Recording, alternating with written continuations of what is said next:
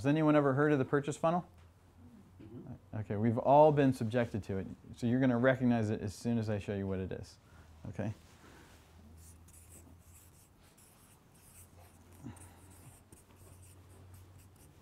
I'm going to do a really simple version. There's a more complex one.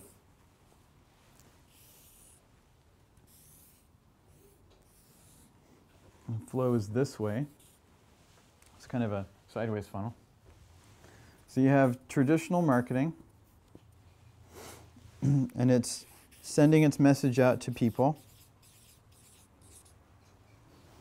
And the whole purpose of traditional marketing, and there's nothing wrong with traditional marketing. I'm never going to tell a company that they should stop doing traditional marketing and just do social media. That may be true for some companies. They probably could do that, but that's not what I'm trying to communicate here. Traditional marketing, its whole function is to build and create awareness so that these people move into this first phase of the purchase funnel, which is awareness. And that's pretty much all they're trying to do, is just get people into this first part of the funnel, right? Once they've done that, they've done their job, and they don't really worry about the rest of the funnel, right? The next part is consideration. So assuming our person has made it into the awareness, they become aware of a car or an iPhone or whatever it is, they move over to consideration, which is the age-old question, to buy or not to buy, right? So everyone's found themselves in this at one point or another. They became aware of something, and then should I buy it or should I not? The next part is the purchase. The person makes it this far. They buy the product. If they don't like the product, that's just kind of too bad. They can bring it back. They may tell a few people about it, but their range is not that high of how many people they're going to reach, right? And you know, if a bunch of people don't like the product, then you just need to do more advertising and get more people aware of it and more people buy it. And that's the way that most companies get around that problem of people not liking it. Right? However, the internet changed everything. So what has happened now is you have the funnel starts to go the other way. And you have what's called the post-purchase experience. Now, this was always here. Everyone has an experience after they buy something and they use it. But because of the internet, now this guy can blog about it and talk about his experience, right?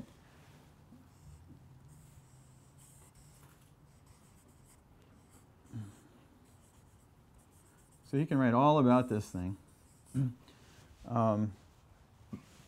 And it's funny, a lot of people don't know why we call it a blog. The reason that it's called a blog is it's short for something.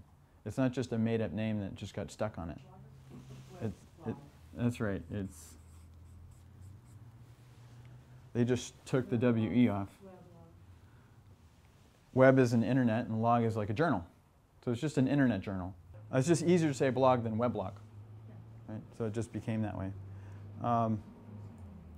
Now, what makes this interesting at all, because this is just an example of what he could do. He could be sending out tweets about it on Twitter or writing about it on Facebook or whatever. I'm just using blog as an example because a lot of people are familiar with that.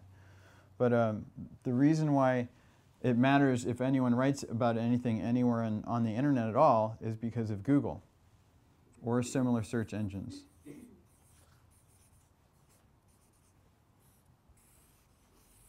Now, because of Google and other search engines like it, the new guy, you get this other guy coming through these phases.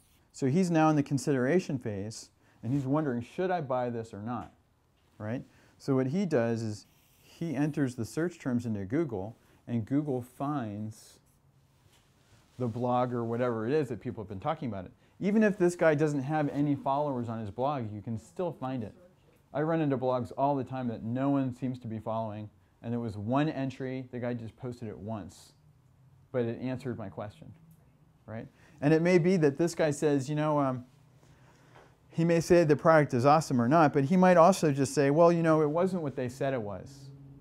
And, everyone knows that the traditional marketing guys are probably lying to some degree, making it sound better than it really is. 14%. Yeah. But if he says, it was all right. I had these problems. It solved them, and it worked out fine for that. And he goes, okay, that's good enough for me, and he buys it. Right? So what this is actually, social media is actually a validation tool.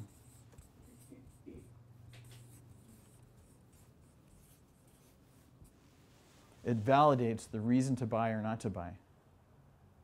And that's basically where it fits into the overall picture of marketing and advertising.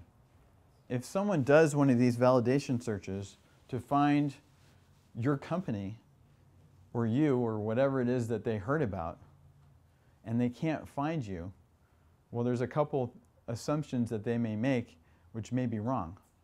They may be right, but they could also be wrong, which is, one, you don't care, so you're not in the room with them in social media talking about your stuff.